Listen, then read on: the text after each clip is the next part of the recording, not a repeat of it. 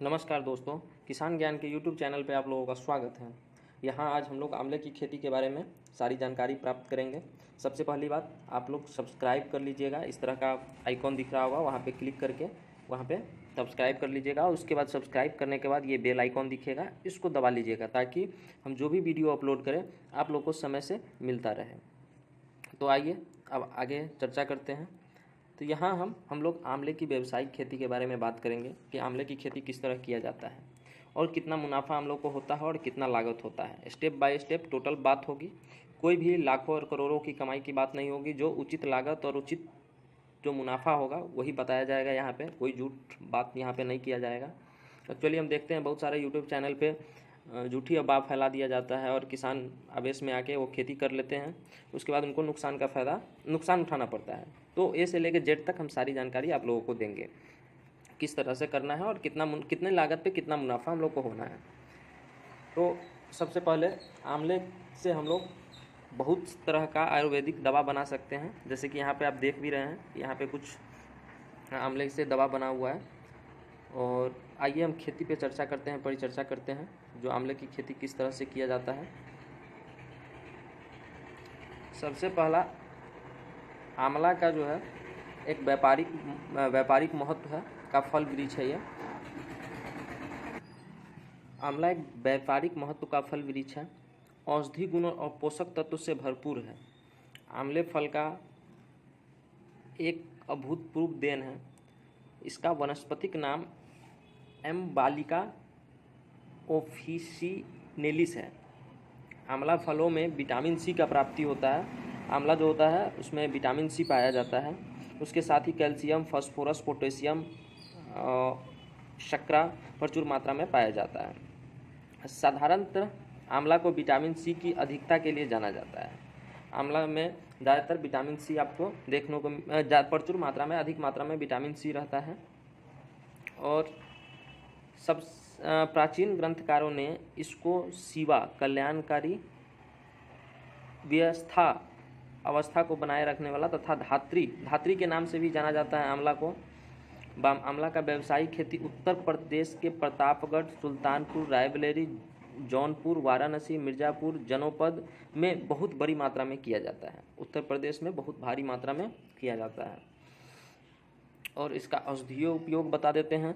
आंवला फल पाचन संस्था के समस्त रोगों को दूर करता है। पाचन का क्रिया आंवला से अच्छा रहता है। तो चलिए अब इसके आगे हम लोग बात करते हैं, खेती पर चर्चा करते हैं, क्योंकि हम लोग यहाँ पे किसान के लिए ये बना रहे हैं। तो आंवला को कैसा मौसम चाहिए, वहाँ का जलवायु कैसा होना चाहिए, सबसे पहले उस पर बात कर लेते हैं। आंवला एक शुष्क उपोष्ण जहाँ सर्दी एवं गर्मी स्पष्ट रूप से पड़ती हो क्षेत्र का पौधा है। यानी कि आंवला उस जगह पे अच्छे से सर्वाइव कर पाएगा जहाँ पे गर्मी अधिक मात्रा में पड़ता हो, उसके बाद फिर सर्दी भी पड़ता हो। यानी कि दोनों वातावरण का जो है आंवला पर विशेष प्रभाव पड़ता है। अगर ये सर्दी और गर्मी जहाँ नहीं रहेगा वहाँ पे आंवला सर्वाइव करना मुश्किल हो जाएगा। भारत में इसकी खेती समुद्र तटीय क्षेत्र से 1800 मीटर ऊंचाई वाले क्षेत्रों में सफलतापूर्वक किया जा सकता है। यानी समुद्र तल जो होता है हमारा, समुद्र तल से 1800 मीटर ऊपर में किया जा सकता है। जाड़े में आंवले के नए बगीचे में पाले का हानिकारक प्रभाव पड़ता है, ठीक है। परंतु एक पूर्ण विकसित आंवले का वृक्ष 0 से 46 डिग्री सेंटीग्रेड तक तापमान तक सहन करने की क्षमता रखता है। आंवला का जो एक वृक्ष है वो क्या है कि पूर्ण रूप से विकसित होने पे 0 डिग्री सेल्सियस से लेके 46 डिग्री सेल्सियस के तापमान तक सर्वाइव कर सकता है। वहाँ इसको कोई दिक्कत नहीं होता है। गर्म वातावरण पुष्प कलिकाओं के निकलने हेतु सहायक होता है, जबकि इसको जब गर्मी पड़ता है वहाँ पे इसका पुष्प जो होता है इसको बनने में सहायक होता है। आंवले के पुष्प के लिए गर्म वातावरण का जरूरत होता है, जबकि जुलाई से अगस्त माह में अधिक आर्द्रता का वातावरण सुसुप्त छोटे फलों की वृद्धि हेतु सहायक होता है। यानी कि जब जुलाई का जो महीना होता है, जुलाई और अगस्त के महीने में क्या होता है, उस समय में देखिएगा, आप लोग भी ऑब्जर्व किए होइएगा कि जुलाई और अगस्त के महीने में क्या होता है, गर्मी जो पड़ता है उसमें चिपचिपा सा, माने कि शरीर हमारा चिपचिपा सा हो जाता है, क्योंकि उस समय की गर्मी हवा जो चलती है उसमें पानी का मात्रा रहता है, वाष्प का मात्रा रहता है, उसको हम लोग उमस वाला गर्मी भी कहते हैं। तो वही बात बताया जा रहा है। उसमें क्या होता है कि छोटा माने कि जो उसका फल होता है आंवला का, उसको बढ़ने में सहायता करता है। उस माने जुलाई से अगस्त के महीने में ये फल बहुत ज़्यादा विकसित होता है। वर्षा ऋतु के शुष्क काल में छोटे फल अधिकता में गिरते हैं तथा नए छोटे फल निकलने में देरी होती है। यानी कि वर्षा में जो शुष्क काल जो होता है वर्षा ऋतु में, उसमें छोटा फल जो है अधिक गिर जाता है, बहुत ज़्यादा गिर जाएगा। और उसमें क्या होता है कि नया फल जो होता है उसको निकलने में समय लगता है, देरी होता है।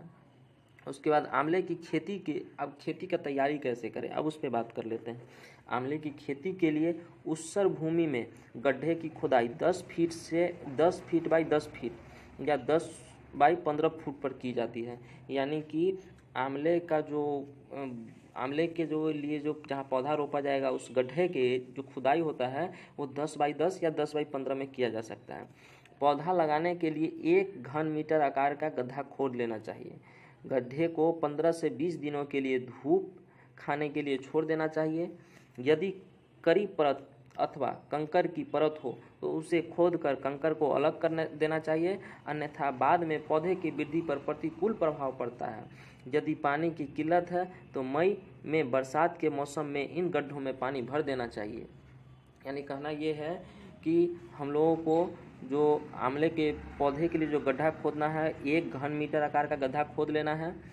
और यदि गड्ढा जो ज़मीन है वो पथरीला है, यानी कि यहाँ हम अगर गड्ढा खोद रहे हैं तो यहाँ पे अगर कंकड़ सब है तो इस सब को क्या करना है, हटा देना है, इस सब को हटा देना है। और फिर अब यहाँ पे इसको कुछ दिनों के लिए गड्ढा को खोद के छोड़ देना है, क्योंकि अगर ये पत्थर अगर कंकड़ आप नहीं हटाते हो तो बाद में जाके ये आपके आंवला के पौधा के लिए हानिकारक हो सकता है, इसलिए इसको हटा के निकाल देना है। प्रत्येक गड्ढे में 20 किलोग्राम जैविक खाद, केंचुए वाला खाद, 5 किलोग्राम बालू, 3 किलोग्राम जिप्सम, 3 किलो नीम की खली, 5 ग्राम ट्राइकोडर्मा पाउडर मिलाना चाहिए। यानी कि आपको जो खाद का आवश्यकता होगा वो केंचुआ वाला वर्मी कंपोस्ट जो होता है वो 20 किलोग्राम का ज़रूरत होगा, 5 किलोग्राम उसमें बालू का ज़रूरत होगा, 3 किलोग्राम जिप्सम और 3 किलोग्राम नीम की खली का ज़रूरत होगा, 500 ग्राम ट्राइकोडर्मा पाउडर ये आपको मार्केट में मिल जाएगा।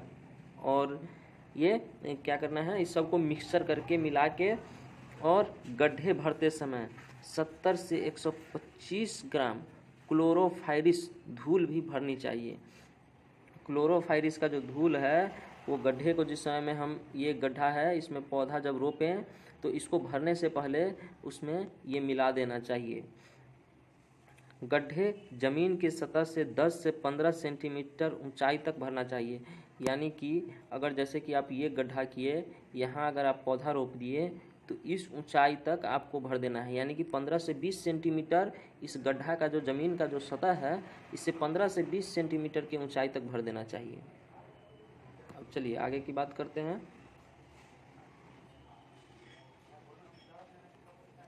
उन्नत किस्में। पूर्व में आंवला के कितने प्रकार होते हैं, कौन कौन सा वैरायटी होता है उस पर चर्चा कर लेते हैं। पूर्व में आंवला की 3 प्रमुख किस्में यथा बनारसी, फ्रांसीसी एवं चकिया हुआ करता था। इन किस्मों की अपनी खूबियां एवं कमियां रही हैं। बनारसी किस्म के फलों का गिरना एवं फलों की कमी भंडारण क्षमता। फ्रांसीसी किस्में में यद्यपि बड़े आकार के फल लगते हैं परंतु उसमें क्षय रोग अधिक होता है।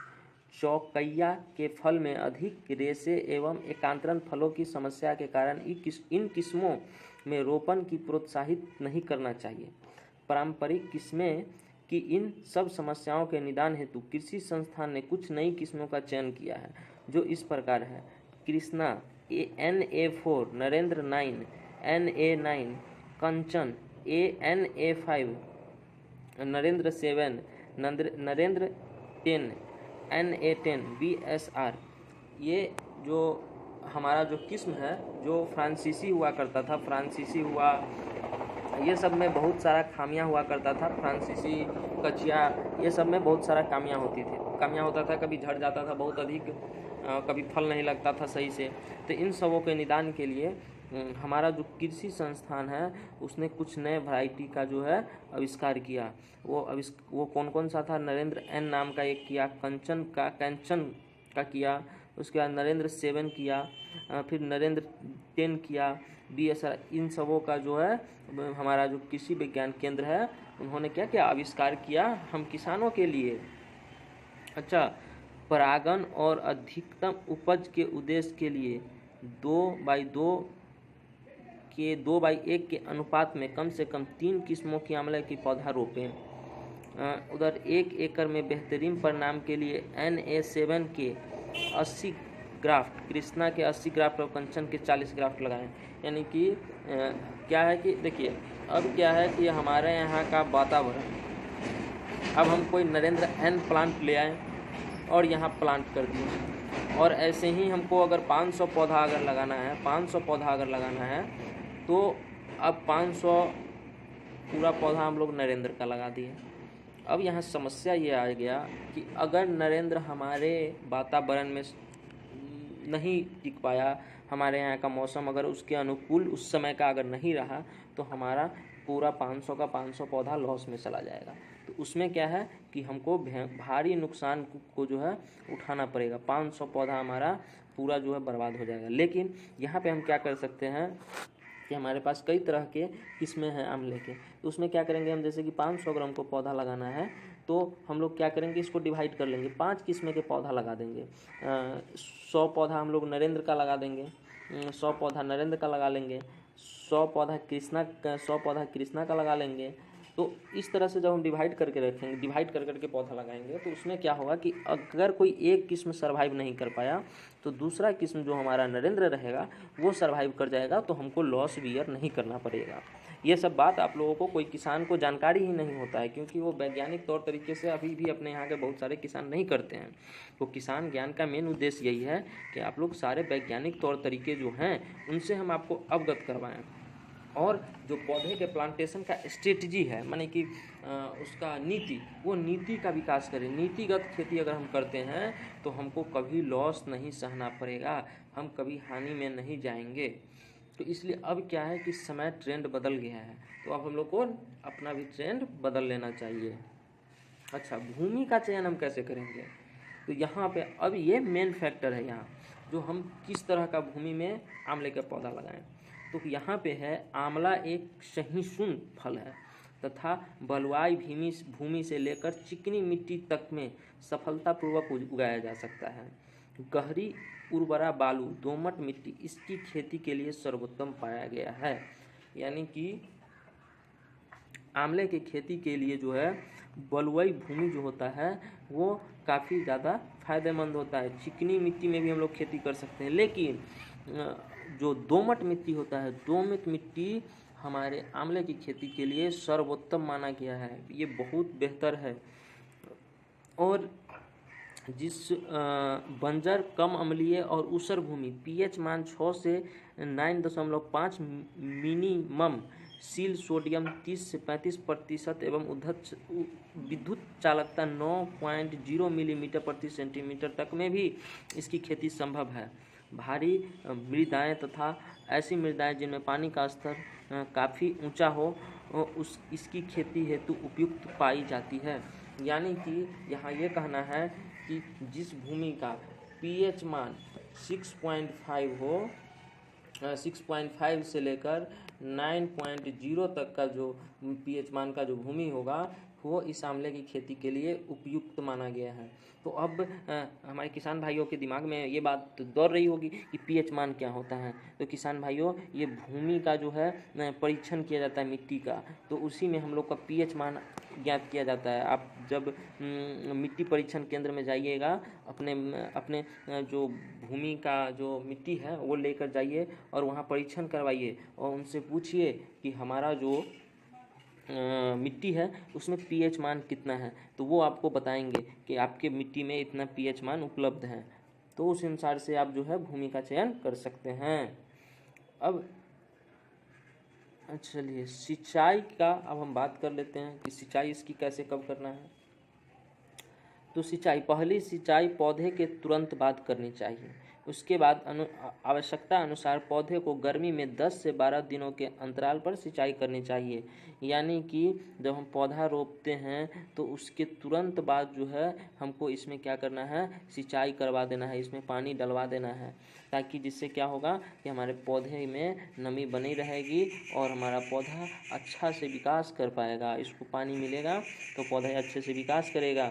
उसके बाद गर्मी में क्या करना है, जब बहुत भारी गर्मी चल रहा हो यहाँ, तो बहुत ज़्यादा गर्मी में क्या होता है कि हमको पानी का ज़रूरत होता है। जिस तरह इंसान को पानी का ज़रूरत होता है उस तरह पौधे को भी ज़रूरत होता है। तो हमको क्या करना है, 10 से 12 दिनों के अंतराल पे इसको पानी देते रहना है।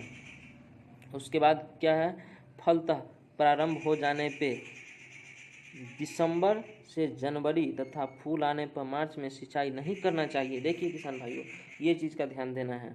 जब फल आ जाए हमारे आंवले में तो क्या करना है, दिसंबर के टाइम में, दिसंबर से जनवरी में फूल आने पर सिंचाई नहीं करना है। मार्च में भी सिंचाई नहीं करना है। मार्च में अगर सिंचाई आप करते हैं तो देखिए जनवरी का महीना तो ऐसे ही होता है ठंड का, तो इसमें तो पानी का वैसे भी ज़रूरत नहीं होता है। लेकिन जब इसमें जो फल आ जाता है, उसके बाद जब फूल आ जाता है तो इसमें सिंचाई नहीं करना होता है, क्योंकि इसमें हमारा जो पौधा है उसको हानि पहुंचता है। उसके बाद क्या करना चाहिए, समय समय पे इसका कुराई करना चाहिए आसपास का, यानी खरपतवार को निकालते रहना चाहिए। ये तो पता ही होगा हमारे किसान भाइयों को।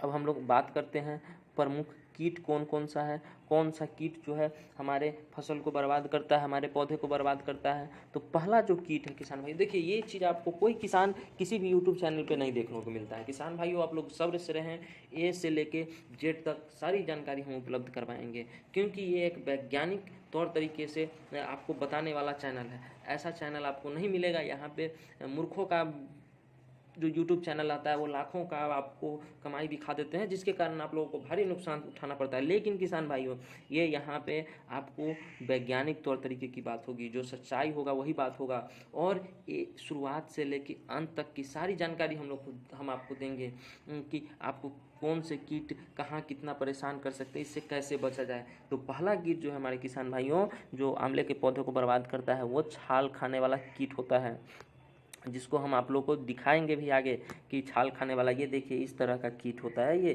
ये सारे कीट जो है आपके पौधे को बर्बाद करता है। तो ध्यान देना है। इसमें क्या है, इस कीट की सूड़ियाँ शाखाओं के जोर पर सुराख बनाकर अंदर उत्तक को खाकर अवशेष बाहर निकालती है। जो सुराख के पास बुरादे जैसा पड़ा रहता है, इसकी रोकथाम के लिए सुराख को साइकिल की तिल से साफ करके रुई को पेट्रोल या मिट्टी के तेल में भिगोकर सुराख में भर देना चाहिए, या किसी कीटनाशी के 0.1% घोल अंदर डालकर सुराख को गीली मिट्टी से भर देना चाहिए। यानी किसान भाइयों, हमने बोला था ना कि आपको मैं जो रोग है, जो कीट है, उसके बारे में भी बताऊंगा। उसके बाद आपको जो उस कीट का उपचार क्या है, उसको कैसे मारा जाए, उससे कैसे निपटा जाए, इसकी जानकारी भी देंगे। तो यहाँ ये देखिए, ये जानकारी रहा आपका 0.1% का कीटनाशक घोल मिला के जो है हम लोग क्या करेंगे, उस जो यहाँ जैसे कि एक ये पौधा हुआ सपोज मान लीजिए, और ये कीड़ा हुआ, एक मिनट ज़रा सा ये कीड़ा गड़बड़ हो गया, ये मान लीजिए आपका पौधा है, ठीक है, ये आपका पौधा हो गया, ये पौधा का जड़ है। तो यहाँ मान लीजिए एक कीट जो है यहाँ आया और ये सुराख बना के अंदर चला गया। तो ये क्या हुआ, सुराख बना के ये आपके पौधे के अंदर चला गया। तो अब हमको क्या करना है, इसको यहाँ से हम लोग पकड़ के बाहर निकाल देंगे। और बाहर निकालने के बाद क्या करना है, हम लोग को कीटनाशक लेना है, उसका 0.1% भाग को लेना है, और इसकी जो ये पौधा में जो छिद्र किया हुआ रहता है इसमें डाल देना है। उसके बाद क्या करना है, इस पर मट्टी डाल देना है, मट्टी से इसको पैक कर देना है।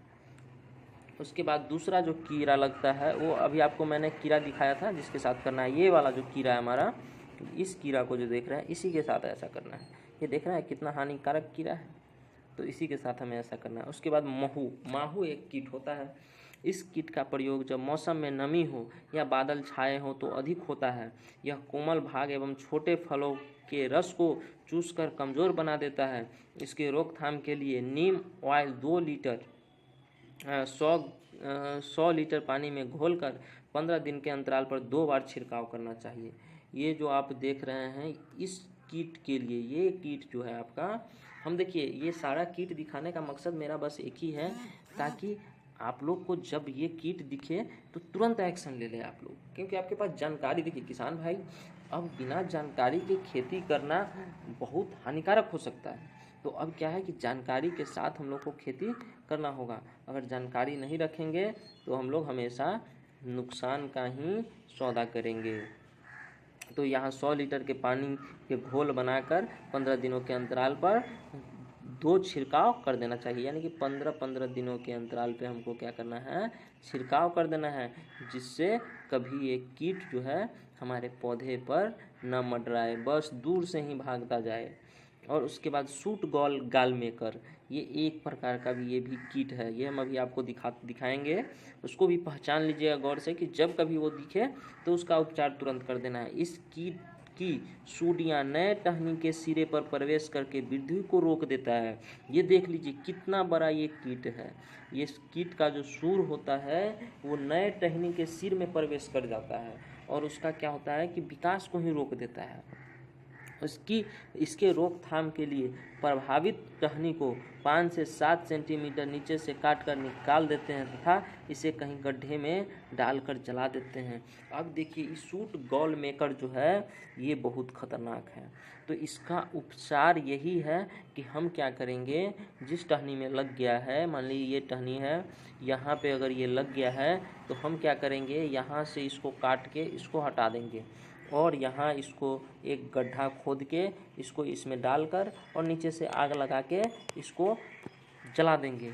क्योंकि ये देखिए अब यहाँ पे ये काटना इसलिए ज़रूरी है किसान भाइयों कि जो बाकी का आपका नीचे का जो पौधा है वो इससे बच जाएगा, बाकी जो अलग अलग पौधे की जो फिर टहनी है इन सबों को नुकसान नहीं होगा। तो इसलिए इस तरह का काम करना चाहिए। उसके बाद स्केल कीट, इस कीट का प्रकोप होने पर टहनी, फल आदि सभी प्रभावित होती है, जिससे पूरा का पूरा पौधा सूख जाता है। इसके रोकथाम के लिए नुआन 0.5% 0.5 मिलीलीटर दवा प्रति लीटर पानी में घोल बनाकर छिड़काव कर देना चाहिए। जो स्केल कीट जो है इसके लिए हमको क्या करना है कि 0.5% नुआन नाम का एक दवा आता है जो आप दुकान से ले सकते हैं, कीटनाशक दुकान से। इसको क्या करना है कि आधे लीटर पानी 1 लीटर पानी में उस नुआन को मिला के और क्या करना है, छिड़काव कर देना है अपने पौधे पे, जो है इस तरह से छिड़काव कर देना है चारों तरफ, जिससे हमारा पौधा बीमार नहीं पड़ेगा।